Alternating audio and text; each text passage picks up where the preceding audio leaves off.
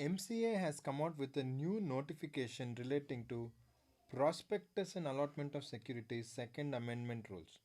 So what this says is very interesting and something which is new, and that is related to the private limited companies.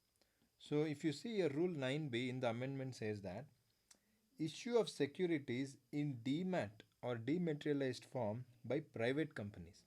See, this was always an option. So we had big private companies who had their shares in dematerialized form. However, it was not compulsory.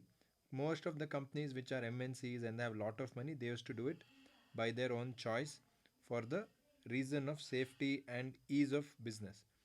Now, the rule 9b says that every private company other than a small company shall, within a period as referred to in sub-rule 2, issue securities only in demat form and facilitate dematerialization of all its securities.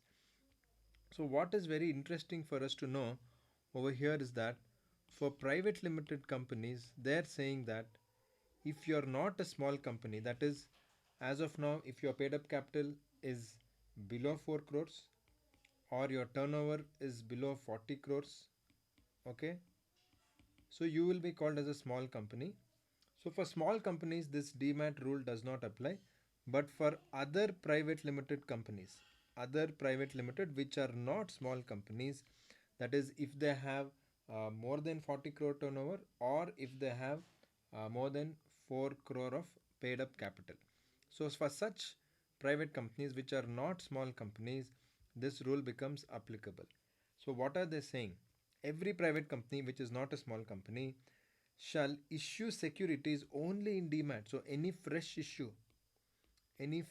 issue of shares by a private company which is not a small company under the definition of small company, they will issue the securities in demat, and also they'll facilitate demat of all its securities. So whatever securities there, everything should be become demat as per the Depositories Act and the regulations which is there over there.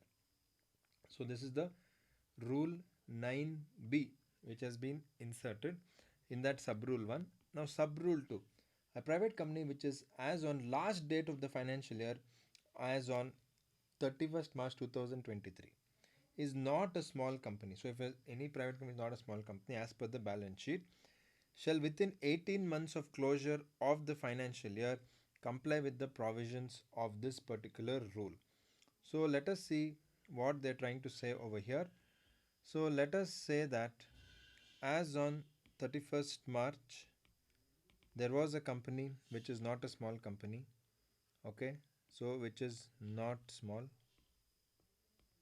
In the balance sheet, let us say they had a turnover of 45 crore. So they are not a small company as on 31st March 2023.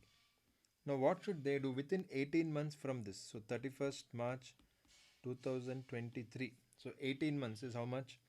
It will become, first let us say 1 year. So 1 year is 31st March 2024 plus 6 months. That will become 30th September 2024. So within 30th September 2024, what should they do? They have to have all their securities. So as per already, if it's within 18 months of the closure of the financial year, comply with the provisions of this rule. So by 30th September 2024, they have to do, what should they do? Any fresh issue should be in demat, and they should make sure that all their physical share certificates should become dematerialized shares. Demat shares. All the physical share certificate should become dematerialized shares. So every company may making an offer for issue of securities or buyback. So whether you do buyback of any securities or shares, or issue bonus shares or right shares. So if you see here, fresh issue, buyback, bonus share, right shares after the date in which it is required to comply with this rule. After the date 30th September 24, after the date when it is required to comply with this rule, shall ensure that before making the offer, before you even offer, the 100% of its securities of the promoters, the directors, the key managerial person has been dematerialized as per the Depositories Act. So it has to be dematerialized. So entire securities of promoters, directors and KMP has to be done, even if it is not done for the other shareholders. You have to do this for any fresh issue, buyback, issue of bonus shares or right shares. This is compulsory. Next, every holder of securities of a private company.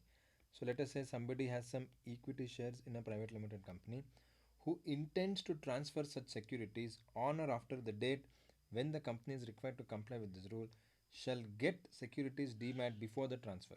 So if you want to do any share transfer, what should you do? You have to ensure that your shares are not in a physical share certificate form, but it should be in a demat form. So once you make a demat, then you can transfer the shares.